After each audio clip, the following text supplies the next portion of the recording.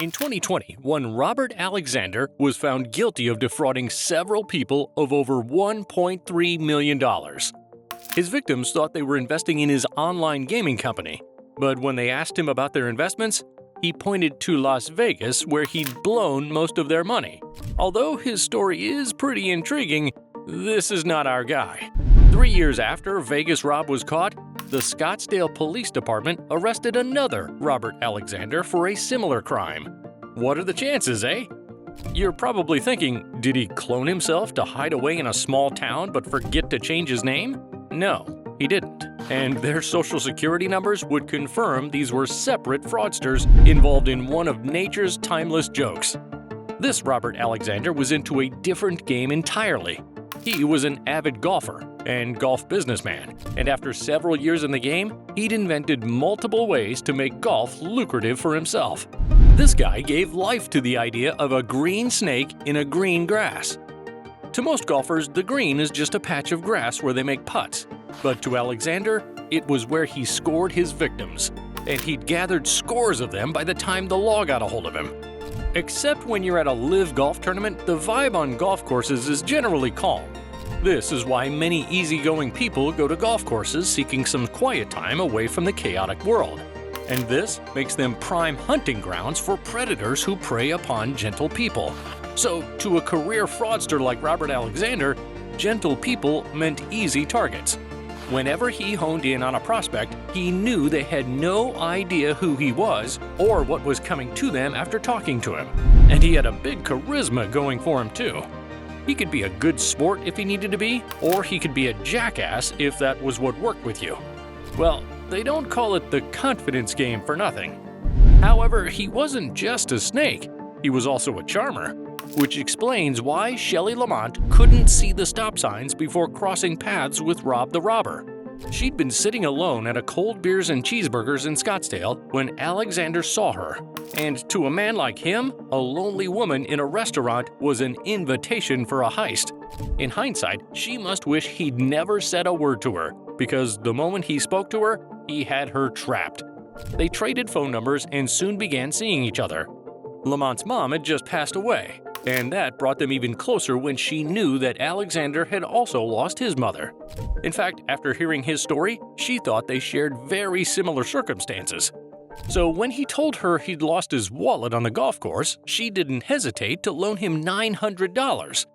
In her rational mind, she was simply helping a gentleman without his wallet. But unknown to her, she just made her first payment to a master con artist.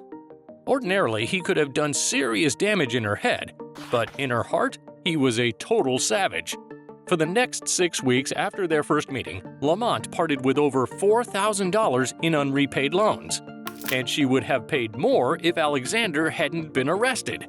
But apart from his striking personality, Alexander was also a shrewd businessman. On one of his hunts, he joined Lindsay Meisner and her friends for a golf game and instantly befriended her. And during that golf game, he got her to invest $10,000 in coupon books for schools. Meisner was expecting to receive $800 per month for her investment, which was also tax-free. But suddenly, Alexander stopped answering her calls.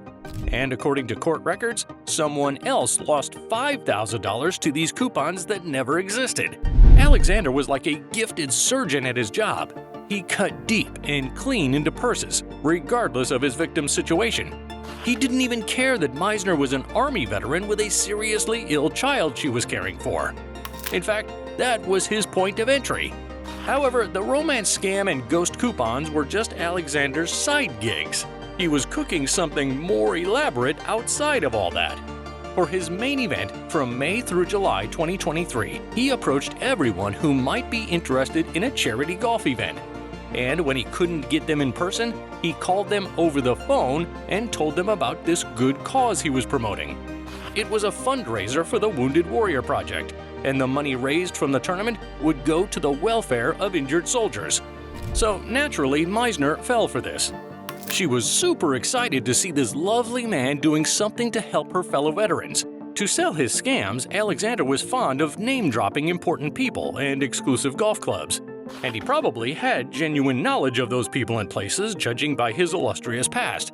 So that made it believable when he set the venue of the tournament at Silverleaf Country Club in Scottsdale. And here's why that was such a genius element in his plot. Silverleaf had a highly rated golf course with an interesting layout that attracted the likes of Jon Rahm and Tony Finau. In fact, Finau held the course's 18-hole record with a score of 59. So the donors must have been looking forward to running into one of these stars at the private club. And if they didn't, at least they'd do something fun for a charity on a nice course. This idea seemed enticing enough that one man paid $900 for 2 spots. And he must have been glad with his bargain, since someone else paid $700 for a spot in the same event. But as the day of the tournament drew nearer, Ron simply vanished from the golfers' lives. It was almost as if he stopped enjoying their phone conversations. So they called the golf club instead. According to Silverleaf, at least 10 people called them to confirm the date of this phantom tournament. And when the victims realized the truth, they started reporting the scam to the Scottsdale Police Department. As the young ones say, Alexander's jig was up, and his trip to the court would reveal even more shocking details of his criminal past. As you could tell already, only a pro could run scams as well as this guy did. But still, you won't believe how big Alexander's rackets got. When he was caught on his last venture, he was in the process of paying $382,000 to some victims of an older scam. He'd got them investing in golf balls. As the smart businessman he was, he'd found a way to get balls at cheap prices and resell them for 25% more than he bought them. And from his sales, his investors would get incredible monthly returns. So it was hard for most people not to bite. But some people, like Gregory Siebold, bit too hard. At first, he reeled Siebold in by sending his profits for a couple of months. But some months in, Alexander did his disappearing act. And by then, Siebold had lost $28,000 of his retirement fund to the scheme. The truth is, if any of these people had known just a little of Alexander's history, they would have never had anything to do with him. According to court documents, in the early 2000s, Alexander had used a gimmick similar to his ball-selling scheme to rip off another set of victims. The difference between this scam and the one Siebold fell for was its sheer scale. It was a Ponzi-like scheme big enough to make Charles Ponzi himself proud. For that scam in 2005, a court had sentenced Alexander to 8 years in prison and ordered him to pay $9 million to victims. So while he was shaving a couple of thousands off these Arizona residents, he used to be big time.